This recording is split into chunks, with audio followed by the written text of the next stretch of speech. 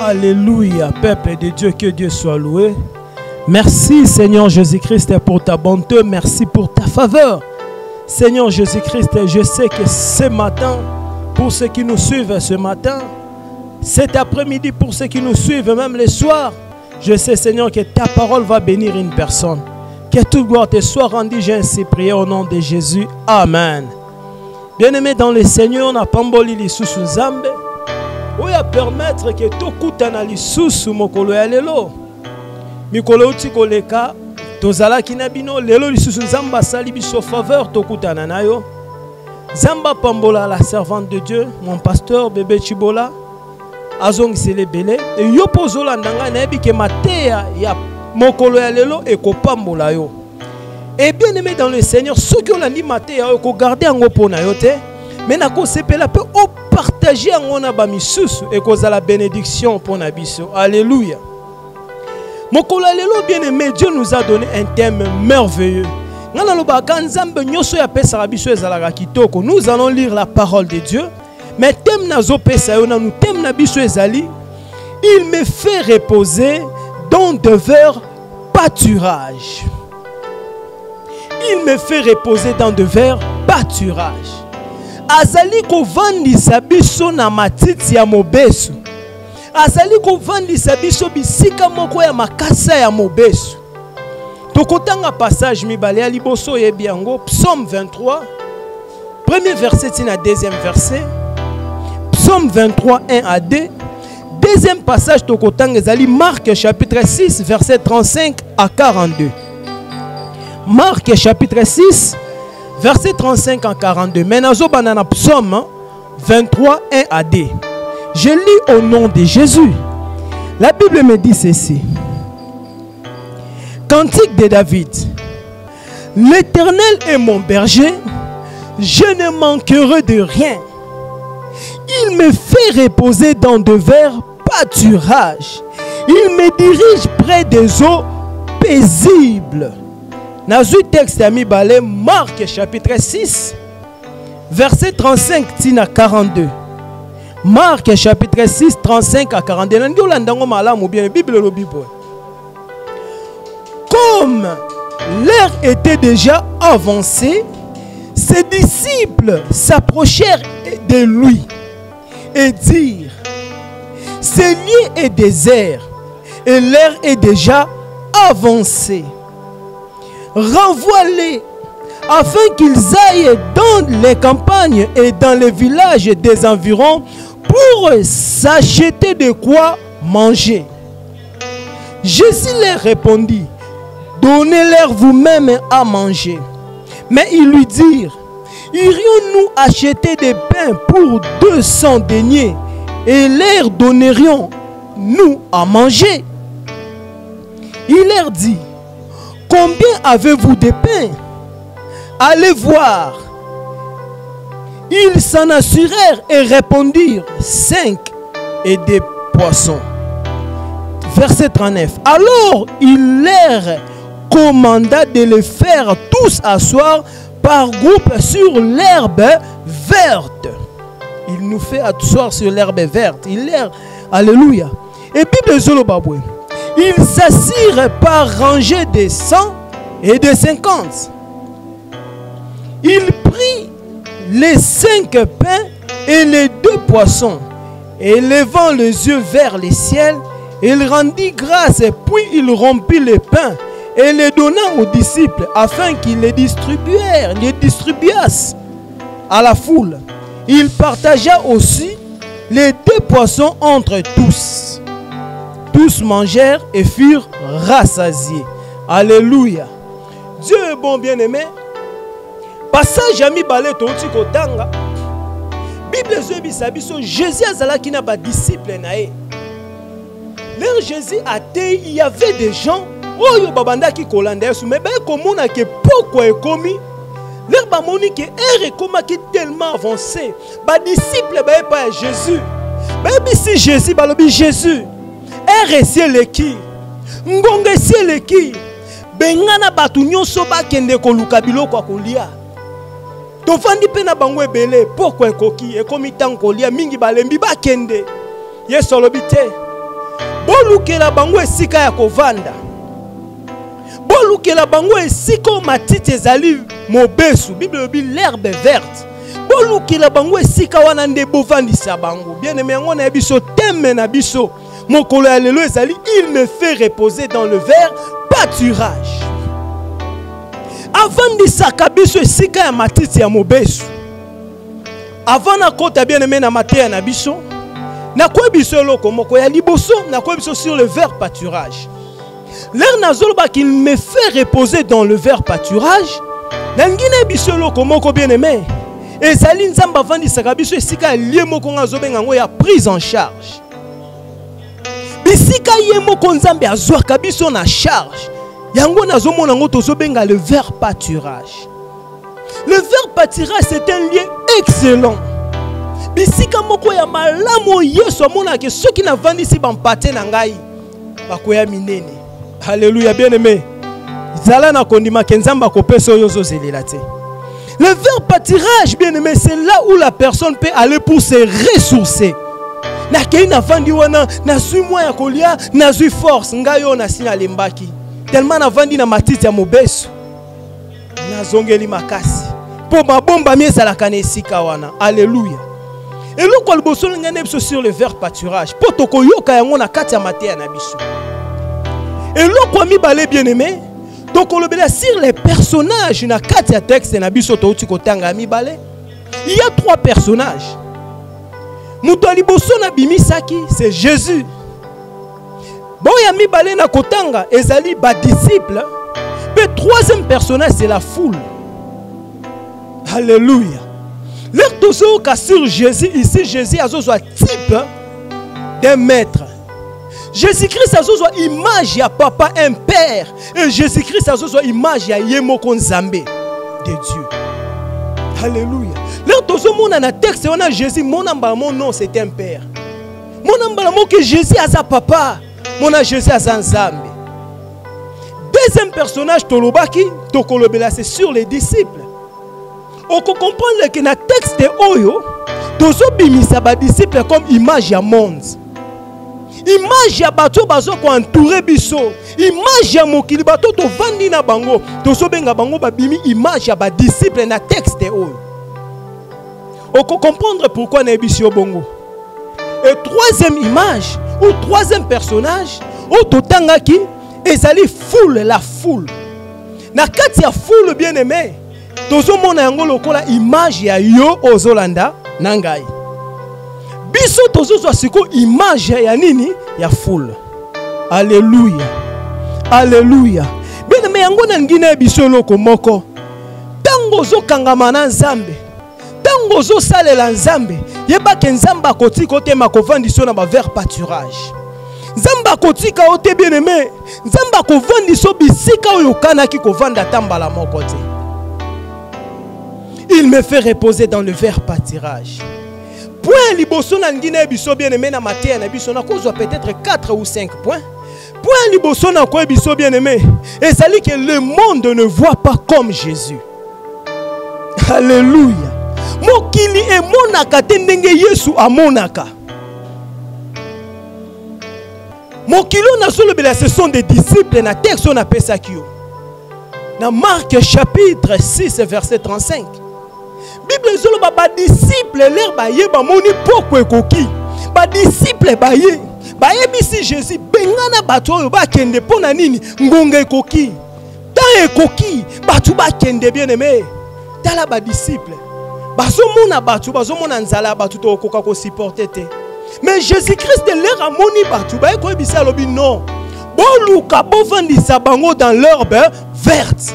Regardez bien aimé deux façons de voir les choses. Pour les disciples, tali bato yo, ndenge ereso kende. Mais bisi Seigneur, me voici bisika tozali moko désert.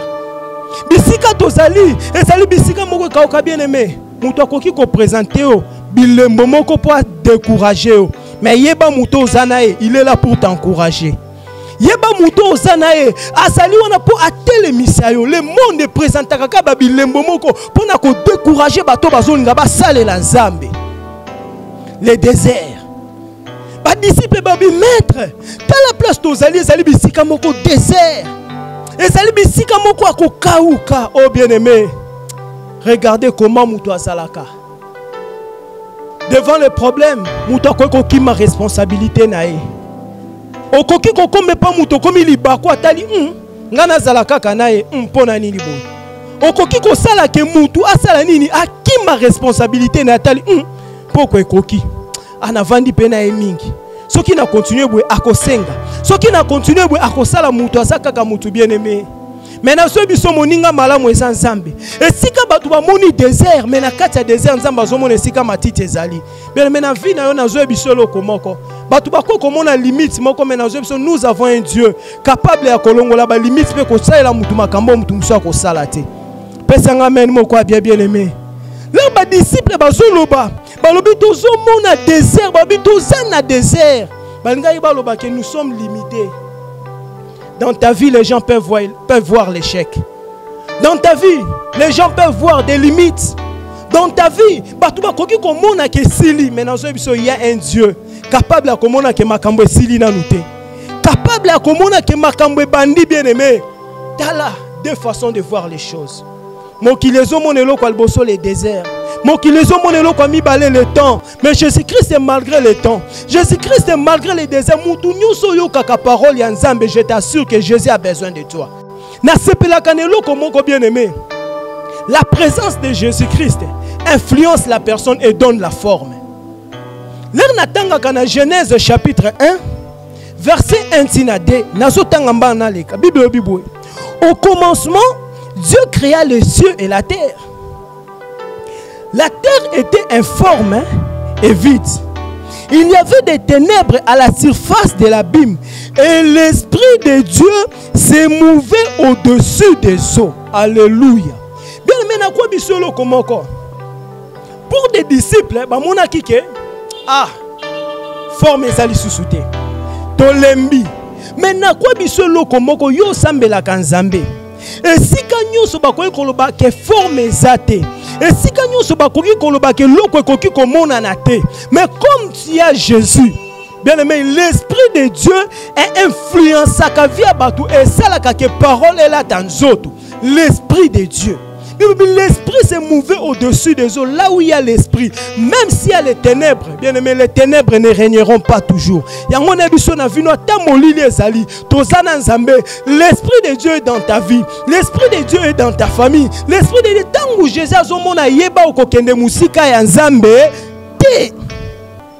Alléluia. Na kanisa ki mutu moko ko ebisanga amen. Amen. Bien aimé, na ebi solo ko ezali wana ya liboso, ezali ke mokili e monaka ndenge moko na nzambe te. Yango balingaki batu bakende. Deuxième chose, bien aimé, il me fait reposer dans le vert pâturage. Dieu est bon. Deuxième chose, bien aimé, Jésus a une vision excellente pour nous. Betato loloba Yesu azana vision moko malamu pona ngai. Bien aimé, na kwa bisonini. Les disciples, les disciples, si Jésus renvoie la foule. Bengana foule bakende. Bien aimé, moninga malamu eza Jésus. Et comme kanata moko mutu akolinga batu bakoluka bakima, tu te sens des fois isolé. Tu te sens devant ton problème, tu te sens peut-être bien comme le monde qui n'a tika linga moko. Mais nazo assurer une chose. Tozano atika kabiso tazali. Ba disciples babi bengana bango bakende. Alléluia. À cause ya nini babi le temps, l'heure est avancée. Nicolas ou melipe. Situation na yo e ou melipe. Makambo za nango e ou melipe. Makambo zo le kanavino e ou melipe, mais je t'assure nous avons un Dieu. Et si ba disciples bazolo ba renvoie-le. Bien-aimé, Bible Bisanga, il n'abandonne jamais les siens. Zambati kakabo ya yete. Mokile koki koloba ke tika ye, lemba ye, alembisinga maladi wane baise biso. Pauvreté na ye baise biso. Situation na ye baise biso. Musala na wane baise biso. Maloba na ye baise biso. Maloba na ye ko baise bato. Mena sepela kapo e baisa kanzambe te. Nzamba zali alanda kabiso atoke iwapi. Mais Paul azalaki un malfaiteur. Paul abandaki ko sala mabe. Mais tant nzamba lingaki asimba Paul, atalaki mabe Paul te matalaki loko achakati ya Paul. Tike loko nzamba achakati no ndenge eganga. Tike loko nzamba achakati no eganga. Nzamba vandi sona sika moko akimia. Il me fait reposer dans le vert pâturage. Bible Zebisangana Jérémie, chapitre 29, verset 11. Il a les projets de bonheur et non de malheur pour ses enfants. Bien-aimé, Nzamba zana projet moko kitoko. Nzamba zana projet moko malamu. Nzamba zana projet moko malamu pona boba yo kakaye. Alléluia. Et on aime ça que disciple image à monde. Image à monde ba limite. Mais si quand on bien aimé, oh, Yesu atika kaboya yete. Jésus n'abandonne jamais laissé. Il a une vision excellente pour nous. Azana vision moko ya malamu. Et l'autre Yesu azomona, lui il voyait le vert pâturage. Mais les disciples babanda qui comme on a désert. Deux façons de voir aussi les choses. Mokili zomona kati na yo loko ezatenga na zo kati no motu ezali. Yonga na lobana mokili. Na mutu nyoso na benga ke camarade na ngai. Ngai na mokili na lobaka c'est difficile oka kena salaka na ennemi. Et c'est difficile oka na solisaka mutu te pona ebite nanya kosunga olobi. Ebite nanya kokangama na yo lobi. Oh Jésus Christ benga na bango ba kene non. Yesu atali abikati na bango il y a des gens bakobongo la mitema il faut ba vanda. Kati na bango mekambuzo ya liboso eza na bato ba ko témoigner ba vanda bien me vanda na makolo Yesu masia oko témoigner. Yo sola nanga lobi vanda na makolo Yesu masia oko témoigner. Oko témoigner Paul a comment qui témoignage. Pourquoi pas yo? Na ba faire no comme témoignage. Na ba faire no makambo minene salema. Na ba faire no nzamba salelo makambo asala na batu misusu. Pourquoi? Na matita mobeso bikamu ezali. Dans de vers pâturage, il y a quelque chose on zambazo bongisa pona yo. Alléluia. Alléluia. Il y a une récompense. Pona bato ba yo kaka parole de Dieu. Le fait kaka ya foule ba yo kaka liloba nzambe. Bien-aimé, tikala nzambe lokola nyongo. Abina kotika bato pamba te yo kaka loba na nzambe. Je t'assure nzamba zana nyongo na yo. Komi tungisa teke nzambo bosa na ngai na biso nzamba zana nyongo na yo. Koloba te nzambe situation komi olelisanga na biso nzamba zana nyongo na kotika yo te. Oh là là là là, les gens peuvent oh bien-aimé, bato bakoki ko benga na yo. Les gens peuvent dire tout ce qu'ils peuvent dire sur toi, mais je t'assure qu'il y a un Dieu. Oh azomona yo, pasana posa ozala pembeni na ye. Alléluia. Zamba zamalamu. Et là comme ça tu n'angina ebisayo. Ezali nini? Le calcul de Dieu n'est pas celui des hommes. Alléluia. Calcul ya nzambe ezalaka calcul ya batute. Calcul où Jésus-Christ azanango pona ngana yo bien-aimé. Eza calcul ya batute. Yoka ba disciple. Na Marc chapitre 6 au totanga ki ba disciple bazolo baboy. Balobi Seigneur, bengana bango, bakende. Alléluia. Yesu atuni bango alobi mais bozane loko kopesa bango te. Yoka ba disciple babi Seigneur. Tozaka kanama pa 5. Tozana bambisi mibale. Alléluia. Mais ceux qui bozala ki na mapa 5, il fallait bozala na kondima que Jésus bato tala bazama pesa 5 olobinini. Mais bango bayaki na nubongo te babanda ki na formule moko babi Jésus bengana bango. Pourquoi? C'est-à-dire ba yebaki ke bazana mapa 5. Babi non, l'homme, l'égoïsme, nazwananu, muninga sima. Seigneur bengana bango pourquoi mutozo tala kaka parne bien aimé na vie ko tala kaka parna yote. Yango na sepela kana Nzambe. Nzambe atala kabiso bien aimé azomona nanu yo. Bible car Dieu a tant aimé le monde qu'il a donné son fils unique. Asana mwana moko. Mais au lieu de bakena batela a préféré na pesae. Ça c'est Dieu. Ça c'est Dieu bien aimé. Yango na biso bien aimé. Calcul ya batu eza ndenge moko na calcul ya Nzambe te. Pona batu bazotala babi ya 5 pains et 2 poissons. Alléluia. Batu bazotala babi tozwa nanu. Tolia nanu. Biso nanu. Alléluia. Mais batu babosana que Jésus-Christ est capable d'opérer les miracles. Ce qui Jésus a fait biso vanda na matita mbesu bien aimé bisika nzamba vandi so na ndaku wana. Je t'assure que Dieu est capable d'opérer les miracles. Mukolana batu babosana ka le miracle nzamba za capable d'opérer mais batali lipo bazana ngo bien aimé ezala calme. Ngana lobaka mokili. To vivre ka pona biloko tozo mona te. To vivre ka pona banda ku tozo mona te bien aimé. ezakala na Kongwawa muto azalaki soki atongi ndako à 2 niveaux bozomona ngo fin lelo bato bakomi otonga ba 30 ba 40 ezoma tomoni ba gratte-ciel. Mais la vie c'est ça. Ozomona grave lelo lobi mbamsusu kozala na fulu mais loko motu ya bien aimé yebelo komoko calcul ya muto eza calcul ya Nzambe te. Okoki komimona pamba okoki komona ke naza limité mais je t'assure que Nzambe aza na calcul moko malamu pona yo. Je t'assure que Nzambe aza mona ndenge bato bamona kate Seigneur nazwaka salaire ya combien ozomituna question ana ozomona ngo insuffisant lokola ba disciple batalaki mapa ba disciple batali mbisi balobi ezali muke mais Nzambe azomona miracle na ye. Tika miracle Nzambe s'opérer na famille na yo. Tika miracle Nzambe s'opérer na santé na yo. Bisika ba docteur ba koma ko tia limite. Alléluia. Bisika ba to ba koma ki ko tala balobi no barrière ezali ba barrière ebuka au nom de Jésus. Na lobi ba barrière koya au nom de Jésus. La Bible me dit il appelle en existence de choses qui n'existaient pas. Tika makambo bandaki ko exister te ekota na vie na yo. Alléluia. Na matita mobeso Nzambe azovandisa yo kutana na miracle Nzambe. Alléluia. Babisi bango lobi bo fandisa bango muke bavanda muke. Alléluia. Ngona ngine biso loko moko bien aimé et ko salamba mususu 4e point na biso poto kita mbangu. Na ko biso une chose. Ta position n'influencera jamais, bien aimé, ta bénédiction. Alléluia. Position na yo bien aimé et qu'influencer bénédiction noté tant Nzamba sa vendition na vers pâturage. Position nyoso yo kozwa na kati ya isika Nzamba vandise liyo sepela nango.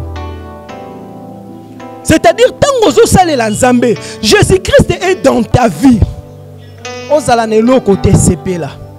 Ozala na mibale zalaka ne sengo yeba ke tana yo ezali.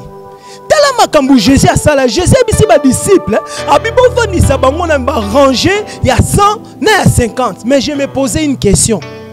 Na kati ya ranger wana ba vandaki. Soki na zala ki mbamsu na ranger 50 muto asuka 100e personne. Na ranger 50 na zala ki 50e personne ezangai. Mapa ba bondeli pona mapa miracle salami. Muto liboso bandi ozonga na 50e personne. Muto mi bala zui na za 50e personne. Muto mi satu yango na zo biso position na yo bien aimé le panier circule encore. Soki muto liboso asi azui. Yo na no zui te ko ima te. Ko lela te. Potana yo pezali. Tana yo pezoya. Ya yo okozwa yango. Ngana lobaka na zalaka calme pona ebaka ke tana ngai pe ezali. L'essentiel Nzamba vandi singa na lie moko ezali excellent. L'essentiel Nzamba vandi singa na lie moko ye moko zozwa aosa la prise en charge na ngai azozwa nga en charge. Azomona maladie na ngai. Azomona difficulté na ngai. Azomona passe na ngai bien aimé yeso mona passe wana pe maladie wana longolango au nom de Jésus. Alléluia. Bavandi na ranger ya 50-50. Ranger ya 100-100. Mais na kwa siro que position yo zaleli. So komoni muninga liboso asi azwa ki vanda calme yobake et pas ya Jésus. Atana sa 100e personne. Bien aimé okozwa kaka accident ye na vie na yo. Bakani soko kufa soki Nzamba obaki 2020 so décembre ya yo eza yo. Soki Nzamba obaki 2021 janvier ya yo bien aimé je t'assure que eza yo. Alléluia, il me fait reposer dans le vert pâturage. Zala calme. Bisika yeso avandi sibiso. Ezala kabisika kimia. Bisika yeso masi avandi sibiso. Yemoko ba ko combler ba vide na biso. Bisika yeso avandi sibiso. Tourner kontakate. Mena ebike na kokoma kaka pe na kosimba. Zamba lobaki na nga kosalela nga minene. Alobaki na famille na biso. Comme tu es dans le vert pâturage, au nom de Jésus. Kotika Jésus atambala mon côté. Pona ko chiter na zo kende ko ebisa bien aimé dans le Seigneur. Yo ke lo konangi na ebisa yo. Il me fait reposer dans le vert pâturage. Soki Nzamba vandisa kayo po ayebi ke il est le bon berger. Ayebi ke bisika zo vandisa yo ezali bisika yo kolelela mokilité. Mokolelela ye Nzambe. Et loko na ngine bisayo bien aimé kanga yango malamu eza conseil moko na kopesa yo eza mibale ou misatu na kata wana ya liboso bien aimé na ko bisa ko zala pressé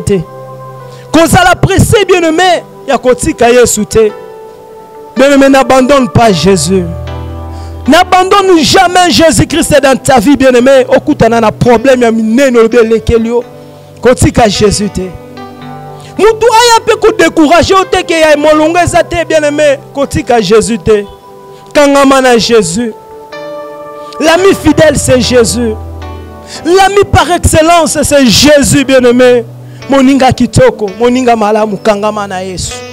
Yami balena ko biso, bien-aimé, na présence ya Christ. Si y a Christ dans ta vie, bien-aimé, Zala n'a patience. Zala n'a patience. Il me fait reposer dans le vert pâturage. Même bateau bavanda qui, bien-aimé, Zala qui n'a patience. Mais bah il tourne ngé ko Zala. Mais bah il tourne ngé ko koma Zala n'a patience. Mingi basimbi bakisi. Likola ko zanga patience. Mingi babungi nzela. Likola ko zanga patience. Dieu te promet de bonnes choses. Dieu te promet, bien-aimé, de grandes choses. Mais Zala n'a patience. Zala n'a patience. Yeba tourna yo kokoma. Yeba tourna yo zoya. Alléluia. Mouto beti soli bakote. Maloba mouto découragé ote. Je me pose la question. Batu ba yo kaka mukolo ba disciple ba zoloba. Ke bengana bango. Misusu eske ba kendaka to ba tikalaka. Yo na yebi kozana liste ba to ba tikalaka. Zala n'a patience. Zala na patience. Pendant que ceux qui sont bien aimés dans ta vie, il faut zala kaka positif. Ko zala kana ba négativité te. Ko monaka ba barrière na vie te. Monaka nonga pe na kozwa. Monaka ki ata RC leki na ebike na ko simba ngai. Ba disciple ba monaka R. Ba tala ki le temps. Mais ba bosana ki la personne qui est capable de façonner ton temps c'est Jésus. La personne qui est capable d'influencer le temps de ta vie c'est Jésus. Zamba simba motema nao. Ovandi na matiti ya mobesu. Mona ke difficulté wana ezoleka.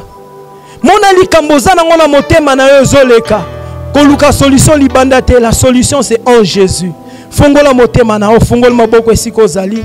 Loba Jésus de Nazareth. Jésus de Nazareth viens. Jésus de Nazareth, je t'appelle. Jésus de Nazareth influence ma vie. Et Jésus de Nazareth, je vais être fidèle en toi. Je vais demeurer dans ta présence. Au nom de Jésus. Yebelo komoko zo tambula tsokoma na décembre so mtatali yo ebiso zangi ebise yondo ebite. Jésus me fait reposer dans le vert pâturage. Abombelanga déjà akolia nzamba pambula yo. O landi biso na chaîne YouTube oyo. Nzamba pambola ndeko na biso zo facilité même que image comme pana mon jeune frère Béni Komesha. Nzamba pambola yo landi biso na Londres. A pambolo landi biso na France et partout dans le monde. Je vous aime.